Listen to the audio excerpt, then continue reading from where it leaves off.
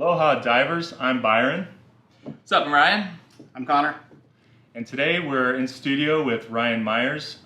Ryan Myers is an accomplished YouTuber and spearfisherman, and we are just going to talk to him today a little bit about his YouTube channel and maybe some advice that he has for you guys.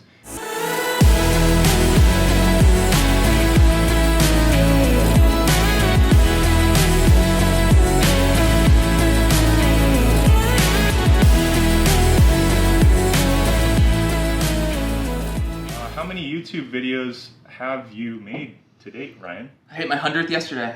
That was the 100th one, so we're stoked. Congratulations. That's a big deal. It is. It was a lot of work. It's a lot of work, man. So how long, for your average video, how long would you say it takes you to shoot the video and then go and edit the video?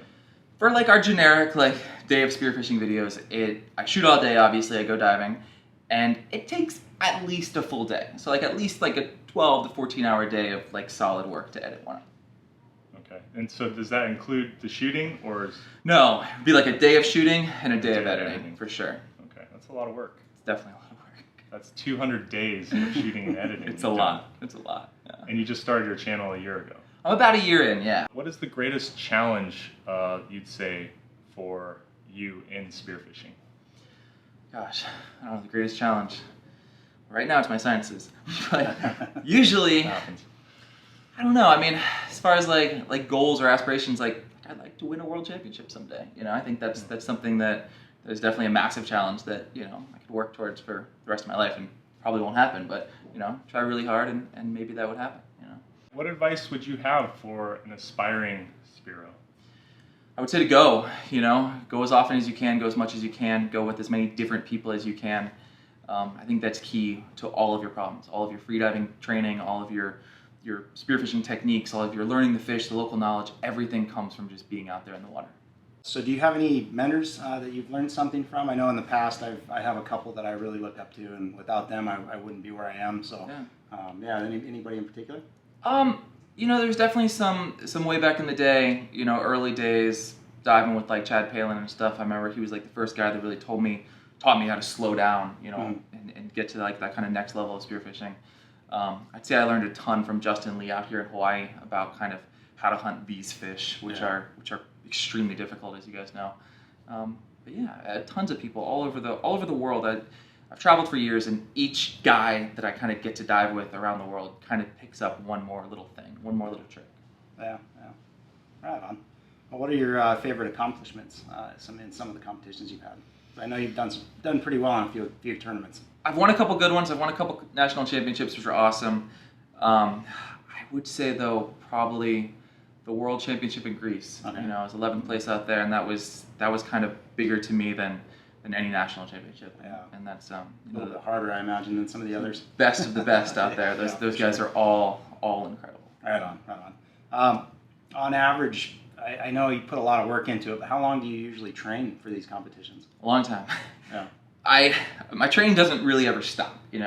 I dive all the time, all year round, no matter where I am.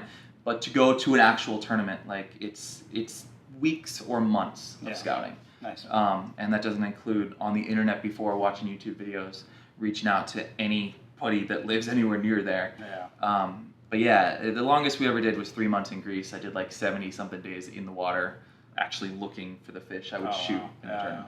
Yeah, right on. So crazy amount of time. Yeah. So that's obviously a really important part of it is spending the time in the water beforehand. I think it's one of the single most important things. I mean, a lot of these tournaments, everybody shows up and they're kind of on the same level. Everybody's a professional. Yeah. And then the only way to get ahead of them is either to get lucky on tournament day or to go put your work in beforehand. Yeah, sets you apart. For sure. Right on.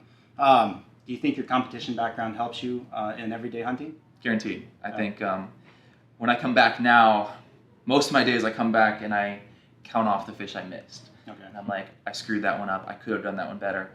Or, I had no chance at that one. That one was, no business getting that fish. Yeah. And I like to kind of quantify my day like that, and that's a good day versus a bad day. And so definitely that's the same with tournament. You miss a fish in a tournament, you're dropping 5 places. Yeah. That's it right there off the bat. You only get so many options. Yeah. So definitely helps you in your everyday spearfishing. Right on. So Ryan, what's next for you in your, I want to say career. I don't know. Do you have a career? I don't know what you have. Spearfishing. In your world. Well, next in my world, I'm definitely looking forward to going back to traveling. I want to go do laps around the world again, filming YouTubes. I also want to get more into my hunting, more into my fishing. You know, I fished a lot as a kid, and I'm just getting back into it now. Hunting, fishing, outdoor travel, all around the world. And YouTube, that's the plan.